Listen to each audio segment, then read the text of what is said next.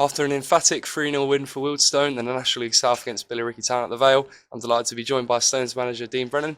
Dean, 4 wins in a row. The home form is steadily getting better. We're 7 points clear. How did you assess it today? I thought our mentality, our intensity was excellent, and it has been over the last 4 games.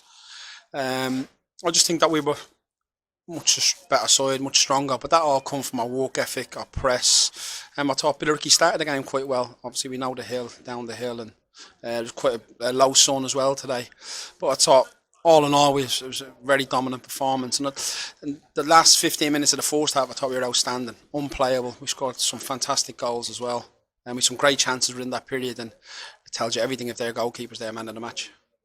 Absolutely. And one thing I do want to point out actually is how intense our play was today, because we'd obviously missed last week through the postponement at Tunbridge. How do you keep that up in terms of not playing for a week? Do you keep that intensity up as you go into the next game? Well, we train and we play. That's always been our motto. It might be a little bit short of the amount of time we train this time of the year, but you've got to give credit to people like Smudger, Connor Smith, and that. He has been out in the cold.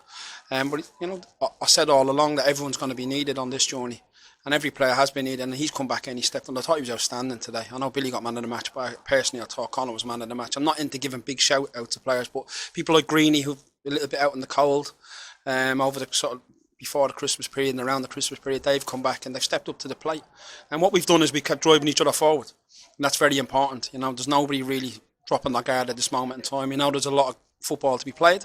We've continued to take it 1 game at a time, and I think we just enjoy each other's company. I think we're all looking forward to the Eastbourne trip next week, and we just want to get it going. We've got a game Tuesday as well, so where other lads will get an opportunity to play for their match fitness. So that's how we've sort of walked it really, and we'll look forward to the next game.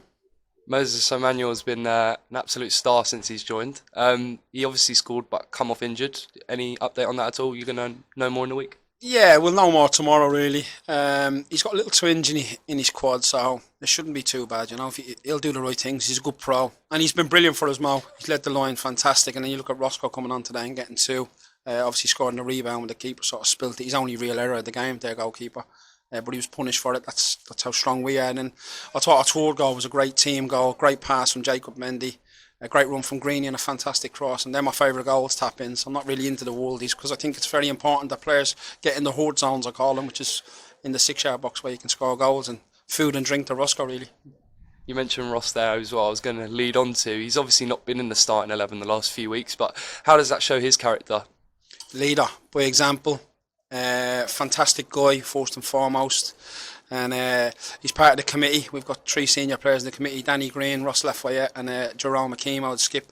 So them 3 are sort of our most experienced players. They've led by example, the 3 of them all season. So Ross is just a great lad, and he's great to be around. He's an infectious character.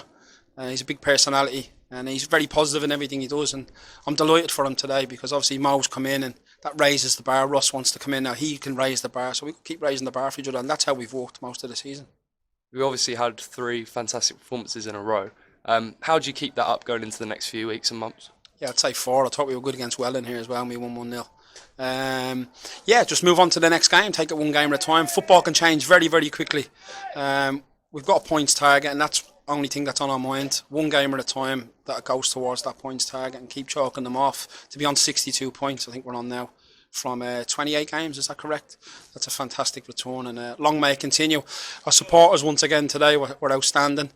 Because I thought Billericay started the second half quite well as well, up the hill the first 5 minutes, but then our supporters got behind us, gave us the little boost. And because sometimes when you have so many chances just before half time, which we had numerous chances, created a lot of great chances, and we didn't take any, you're sort of thinking, is it going to be one of them days? But for us, our supporters drove us forward, and I think we're all on the same page. I think that's very important. And no doubt they'll all travel down to Eastbourne in their droves next week. But like I said, we've got Harrow here on Tuesday night, so we look forward to that as well. Obviously, we'll move on to that derby on Tuesday. Obviously, you said giving other players a chance for this Charity Cup game. How do you see it going into it anyway? Yeah, some lads need games. Ollie McCoy, Jack Jebb, they'll play. We'll draft in a couple of trialists that are available as well, so they'll play and we're in the game as well. So we won't take a lot of risks with the lads that have been playing. I think the priority for us, we all know what it is now, and they'll come back into the fold next week. But we'll work hard. The lads that won't play, that have been playing, they'll train hard. We'll train before the game as well. So we'll just keep the standards we've set, and I think that's very important. And keep our feet firmly on the ground. We'll enjoy this evening, and we look forward to another exciting week at a great football club. Great. Well, congratulations on the win. Thanks for your time, Dean. Come on.